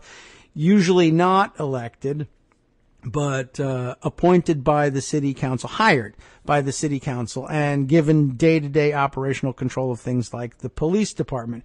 What intrigued my wife about all this is Signer is all over the place. They didn't actually, it looks like, talk to any members of the city council on record either, and that's bad enough considering that, look, the mayor doesn't have that much in the way of operational control, but then it says also that the city council didn't get much in the way of news about the security plan from the chief of police either. But here's what we have. The chief of police reports to the city manager, who has total operational authority over operations like the one on August 12th. Now I ask you, you feel very informed now? We've learned something about the structure of government and it's how something so, esoteric and procedural has a very big impact on the practical outcomes of what happened there, right? Now we're informed about this. We're smarter about Charlottesville and what happened there in terms of what happened behind the scenes than almost anybody following the story as a consumer of news rather than as a government official responsible for untangling this thing, right? We're up to speed. You and I know these things. Okay. So now a little quiz following all that. Who's responsible for the day-to-day operations of the police department? To whom does the chief of police actually report? Easy answer, right? Everybody knows now. Raise your hand. The city manager. Okay. Harder question. Bonus points now without Googling. Who's the city manager? Who's the person ultimately responsible, having total operational authority over the police? And such a tragedy. And the police were backing off. Guns were fired. They did nothing. They were protecting the Nazis. They couldn't keep a pedestrian mall free of vehicular traffic in the middle of a gigantic pedestrian event. Lots of failures here. Lots of problems. We know who didn't have operational control. We know who was told not to get in the way. And his name is Signer. Is it Mike Signer? I've forgotten that already. Mayor Mike Signer. Okay. Who's the city manager? The city manager's, not even is the city manager's name mentioned in this article. One of the most thorough explaining how things fell apart on the policing front in Charlottesville, where everybody's attention was focused. And we've even gotten it down to the point we now know what office is it that's really responsible for this stuff. And as thorough as this is, and as good a reporter as Neil Augenstein is, I don't know who the city manager of Charlottesville is, because it's not in this article. Even though it says right in it, he's the one that's ultimately responsible. I don't know the answer. Let's find out. Charlottesville, Virginia, city manager. Google, tell me. I would ask Siri, but I turned off Siri. Siri doesn't work on my phone anymore because every time I say seriously during the show, it turns on. So, what do we got? Charlottesville, Virginia city manager. I've Googled. What do I have? So far, up top, because of the way Google displays things, a bunch of news articles saying the city manager should have done something about this. But I don't know if any of them name who the city manager is. The city manager of Charlottesville is in a website here somewhere. And by the way, the second, that's just from charlottesville.org. The second hit here is leaked memo from Charlottesville mayor blames city manager. That's how Breitbart is covering this thing. Never mind the fact that there's, a whole governmental structure and everything. Okay, here's the city manager, Maurice Jones. There we go. Now we know the name of the guy, and if you were Googling along with me, or you were cheating and Googling early, Maurice Jones appears as well to be a person of color. It appears to be a black man who is the city manager, appointed on December 6, 2010, after serving as assistant city manager for several years. City manager serves, by the way, as the chief administrative officer for the city, translating city council's policies and priorities into action for the community. Not the mayors, but the city councils. And by all appearances, competent to the task, competent enough that after serving as assistant city manager, he was hired as city manager. And no indication here that he did anything terribly wrong, by the way. It's just that everyone was looking to the mayor for answers, and all he could say is, they told me nothing. They told me that the person who was responsible was the city manager. It's just amazing that there's no comment from the city manager. Now, it may be that he was like, look, WTOP, I'm busy. But then doesn't that usually get reported as there was no response to requests for comment from WTOP. That usually gets noted in the reporting. I don't know who to blame for this. I don't know if anybody needs to be blamed, but I don't know. Maybe I'm disappointed in Neil Augenstein, right? Oh, the city manager's responsible? Well, I should call the city manager's office.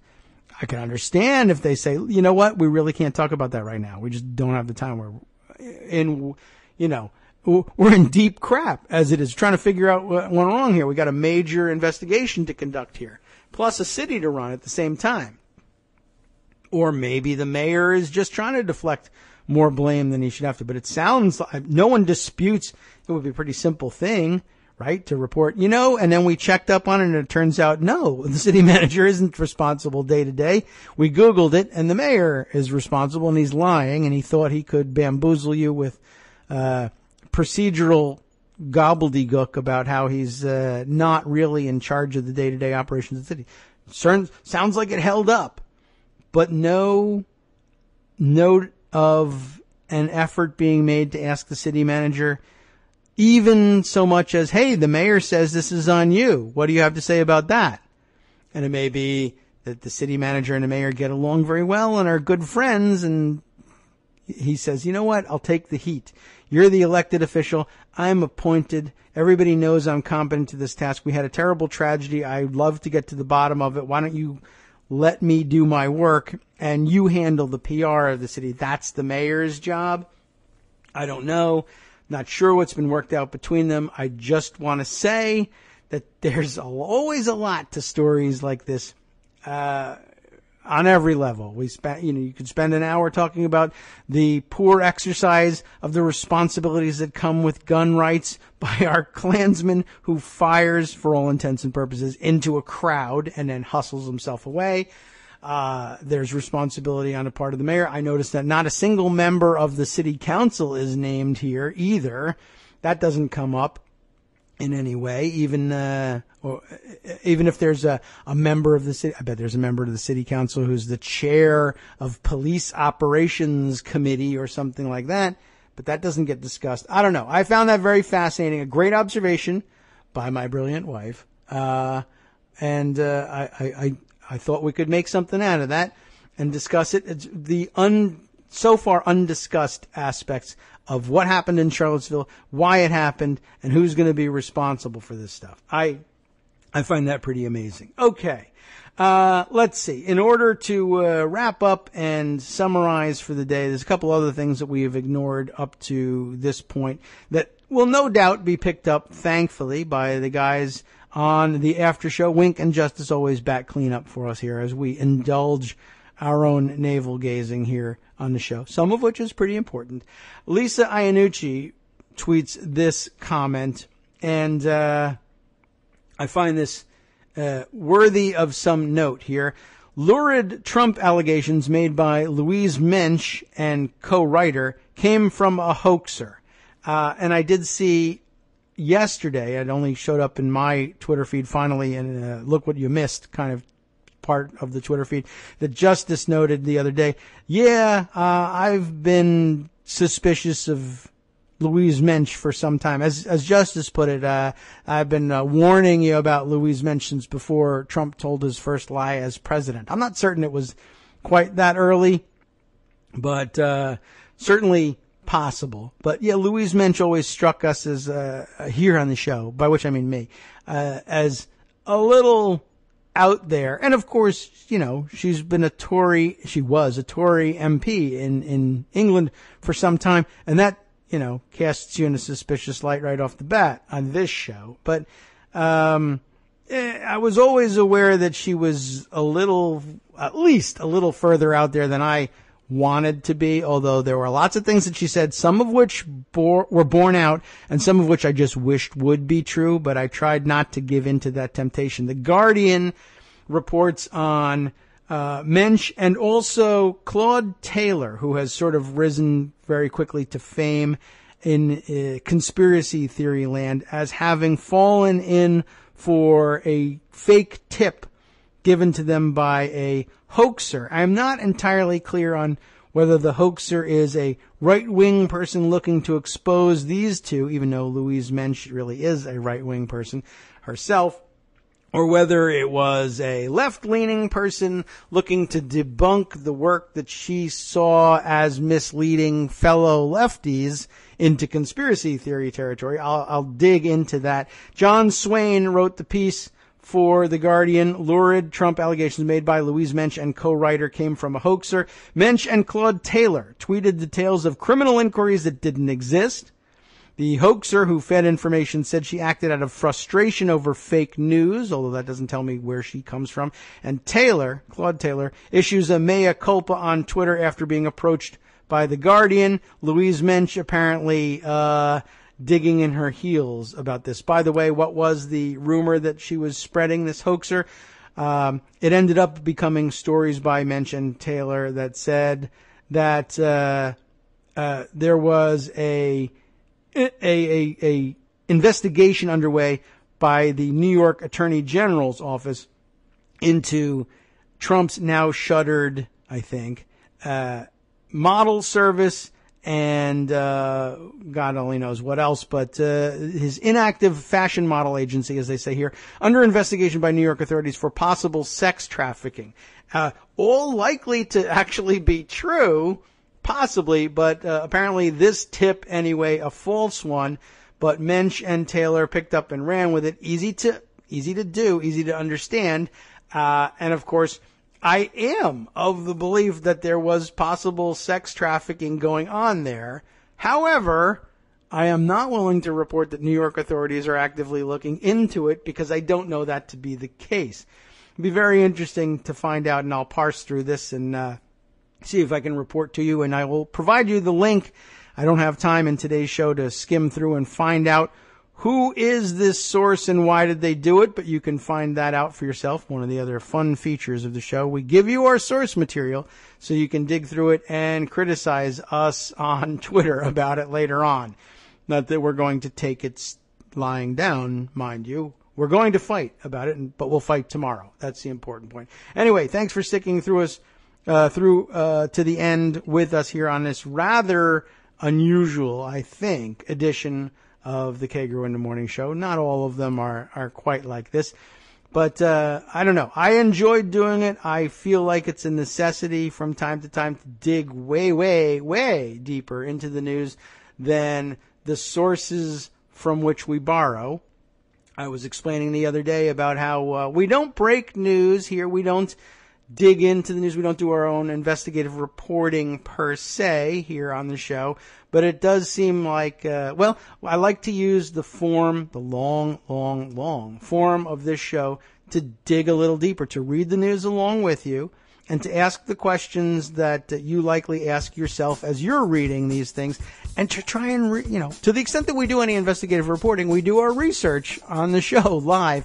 We do the Googling and find out, is this true? Does this check out? Is this the right answer? Who is this person? Is there more that we should know about them? Things you just can't do in print, things you could do online, but major media, traditional newspapers, just not oriented towards that. We hope we provide you something interesting and unique here on this show. And if not, we'll provide you with something else tomorrow. Thanks for listening. And if you're still hungry for that something else and you need more information about other things that are going on in the world, do stay tuned to Netroots Radio, as you should all day long, because next up is the after show with Lincoln Justice. Here's what they've got for you. The EPA Inspector General is investigating Scott Pruitt's 43 trips, in 3 months to Oklahoma at taxpayer expense. What? Oh, yeah. Well, Texas Governor Greg Abbott signed a bill that allows insurance companies to shortchange Hurricane Harvey victims. Better hurry up and get your claims in. They're actually advising you to do that early. And legal experts say Trump trying to pardon his way out of the Russia scandal would be the stupidest possible plan. So my prediction, that's the plan. On the last half, they'll be visiting with Chris Reeves, a.k.a. Tom Servo 433, for a discussion on Reverend Barber's message of hope in Topeka, Kansas. From Daily Co's Radio on netrootsradio.com. You have been listening to the Kagro in the Morning Show with David Waldman. There's more, much more, of course, to come. Chris Kobach also announced from Breitbart that federal jobs should be unmanned, and to caucus or not to caucus? That is the primary question, brought up yesterday by Armando and addressed today by personal expert Chris Reeves. He's been there. He'll tell you all about it next.